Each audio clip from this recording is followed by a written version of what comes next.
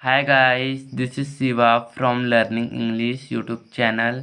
Guys, आज मैं आपके लिए फिर से एक नई इंटरेस्टिंग स्टोरी लेकर आया हूँ, जिसमें हम इंग्लिश के नए नए वर्ड्स और इंग्लिश सेंटेंसेस को हिंदी में ट्रांसलेट करना सीखेंगे। ठीक है गाइस, इस स्टोरी पे मैंने पहले ही एक वीडियो क्रिएट किया था, जिसको मैं अपलोड करने ही वाला था कि वो वीडियो मुझसे मिस्टेकनली डिलीट हो गया।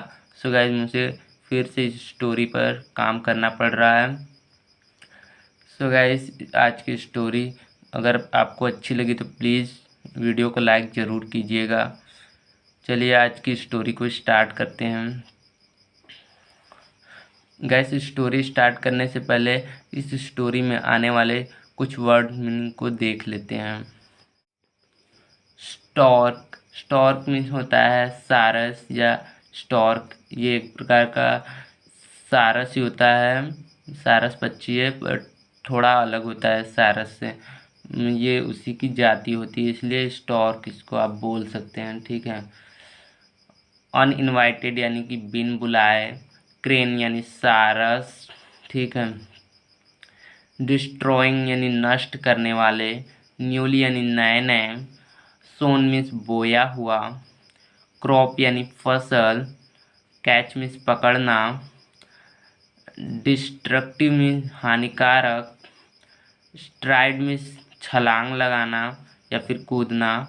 एग्जामिन मीन्स जांच करना। मोर्निंग मीन्स रोती हुई। वॉइस मीन्स आवाज। इम्प्लोर मीन्स विनती करना। रिलीज मीन्स छोड़ना। इनोसेंटली मीन्स मासूमियत से। क्राइड मीन्स चिल्लाना या रोना। पुअर मीन्स गरीब या बेचारा। सर्व मीन्स सेवा करना। पेरेंट्स मीन्स माता पिता। ड्यूटीफुल मीन्स आज्ञाकारी। प्लीड मीन्स निवेदन करना। गैस, कट शॉर्ट एक इम्पॉर्टेंट वर्ड है, आप इसको ज़रूर से ज़रूर नोट कर लीजिएगा। इसका मतलब होता है संक्षिप्त करना, यानी थोड़े में कोई बात करना, यानी कोई बड़ी बात है तो उसे थोड़े में बताना। इसको मैंने बताया भी है, टू मेक यानी बनाना। अ लॉन्ग स्टोरी, एक लंबी स्टोरी को यानी एक लंबी कहानी को शॉर्ट यानी छोटे में, यानी किसी लंबी स्टोरी को छोटे में बनाना यानी उसे संक्षिप्त करना कहते हैं, थोड़े में कोई बात करना। ठीक है। अब इसे रोक देना भी इसका एक मीनिंग निकलता है। ठीक है। एनफ यानी कि ज़्यादा या पर्याप्त। कॉट, गैस, कॉट कैच की थर्ड फॉर्म है, जिसका मतलब होता है पकड़ा गया। सफ़र यानी गुजरना। कंपनी में संगत या साथी। फाउंड या फाउंड, गैस, फाइंड की थर्ड फॉर्म है, जिसका मतलब होता है पाया गया। असर्टेड यानी जोर देते हुए कहा। मैटर यानी मायने रखना। जजमेंट यानी कि न्याय या निर्णय। तो चलिए गाइस, आज की स्टोरी को स्टार्ट करते हैं। स्टोरी का टाइटल है the farmer and the stork, किसान और स्टॉर्क यानी सारस।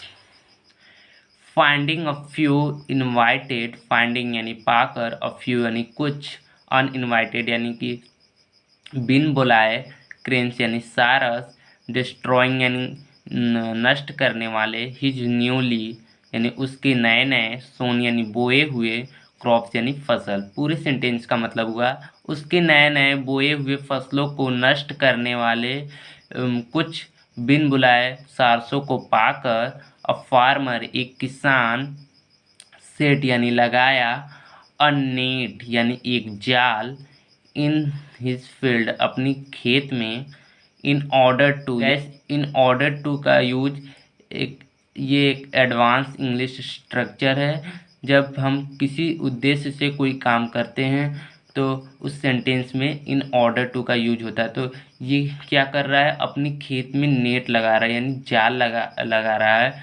क्यों लगा रहा है?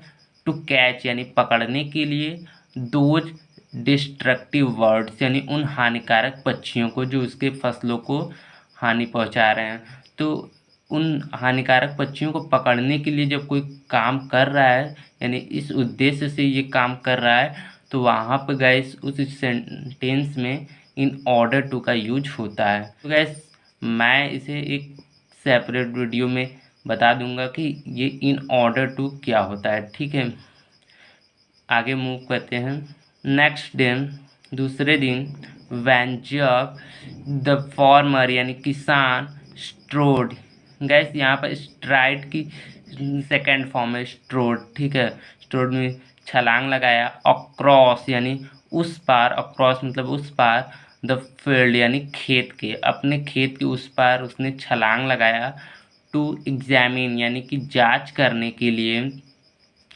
द नेट यानी कि जाल का जो उसने बिछाया था। एग्जामिन मीन्स वो होता है जांच करना। ठीक है, ही फाउंड उसने पाया, ही फाउंड उसने पाया, दैट की द नेट यानी कि जो जाल है, वॉज फुल यानी भरा हुआ था, ऑफ क्रेन्स यानी सारसों से, क्रेन्स यानी सारस, सारसों से भरा हुआ था।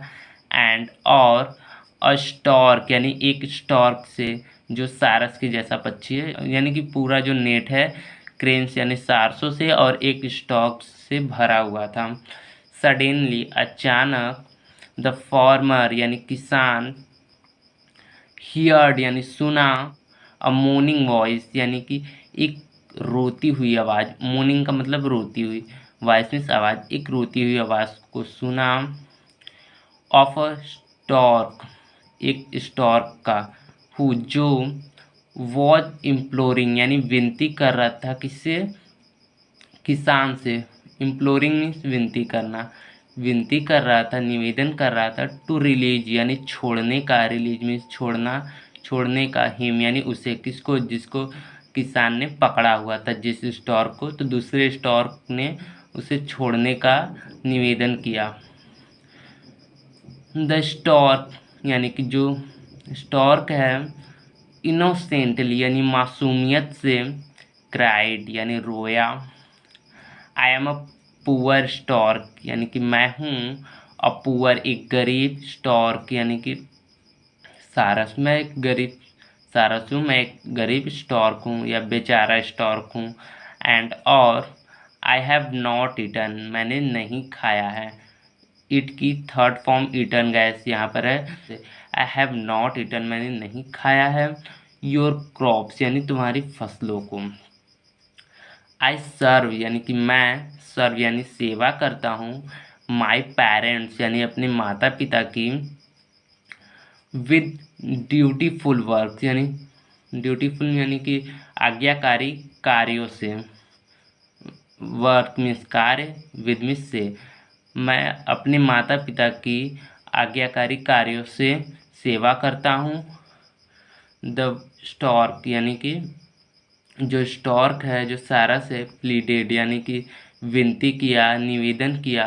फॉर लाइफ यानी जीवन के लिए, अपने जीवन के लिए उसने निवेदन किया। बट द फार्मर लेकिन जो किसान है, कट हिम शॉर्ट। अब देखिए यहाँ पर आ गया कट हिम शॉर्ट। मैंने पहले ही बताया ये बहुत ही इम्पोर्टेंट वर्ड है।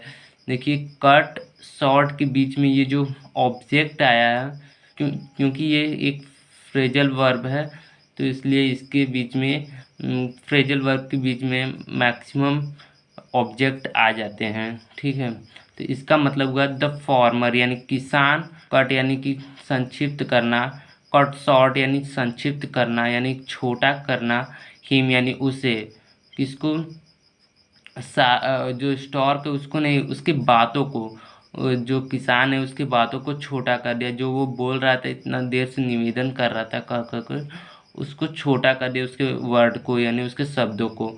और क्या कहा, ऑल दिस मे बी यानी यह सब, मे बी यानी हो सकता है, ट्रू यानी सत्य, इनफ मीन्स ज़्यादा, यानी कि ये सब ज़्यादा सत्य हो सकता है। बट लेकिन, यू हैव बीन यानी यू हैव बीन कॉट यानी लेकिन तुम्हें पकड़ा गया है। कॉट यानी कि कैच की थर्ड फॉर्म है गाइस कॉट, यानी तुम्हें पकड़ा गया है। यू हैव बीन ये पैसिव सेंटेंस है। You but you have been caught यानी तुम्हें पकड़ा गया है। कॉट की सेकेंड, कॉट की third form caught. But you have been caught, लेकिन यू यानी तुम्हें, कॉट यानी पकड़ा गया है, कैच की थर्ड फॉर्म कॉट है गाइस, यानी तुम्हें पकड़ा गया है। हैव बीन मतलब कि ये है एक पैसिव सेंटेंस, ये जो सेंटेंस है तुम्हें पकड़ा गया है, ये एक पैसिव सेंटेंस है। विद दोज यानी उन, दोज यानी उन, डिस्ट्रक्टिव वर्ड्स यानी उन डिस्ट्रक्टिव वर्ड्स यानी उन हानिकारक पक्षियों से के साथ, तुम्हें उन हानिकारक पक्षियों के साथ पकड़ा गया है, लेकिन तुम्हें उन हानिकारक पक्षियों के साथ पकड़ा गया है। सो इसलिए यू मस्ट सफ़र यानी तुम्हें, मस्ट यानी अवश्य, सफ़र यानी गुजरना होगा, द कंपनी यानी कि साथियों के साथ, यानी संगतों के साथ, साथियों के साथ, इन विच जिसमें, इन विच का मतलब होता है जिसमें, जिसमें यू आर फाउंड तुम पाए गए हो, जिस साथियों के बीच तुम पाए गए हो उनके साथ तुम्हें गुजरना होगा, यानी उनके साथ तुम्हें रहना होगा, उनके साथ जो व्यवहार किया जाएगा वो तुम्हारे साथ भी किया जाएगा, तुम्हें माफ़ नहीं किया जाएगा। अब देखिए फार्मर क्या बोल रहा है, एसर्टेड यानी जोर देते हुए, द फार्मर, फार्मर ने कहा, ये जो बातें कही उसने कि तुम्हें भी अपने साथियों के साथ रहना होगा अवश्य ही, तो उसने जोर देते हुए कहा, किससे, स्टॉर्क से।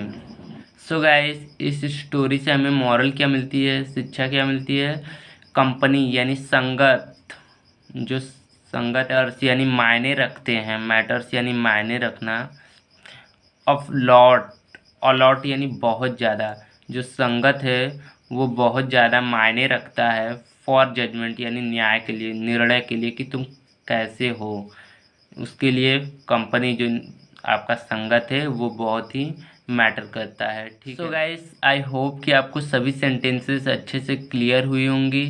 गाइस स्टोरी अच्छी लगी तो प्लीज़ वीडियो को लाइक एंड चैनल पर पहली बार विजिट कर रहे हैं तो चैनल को सब्सक्राइब कर लीजिए। मिलते हैं नेक्स्ट स्टोरी में। Till then take care and good bye.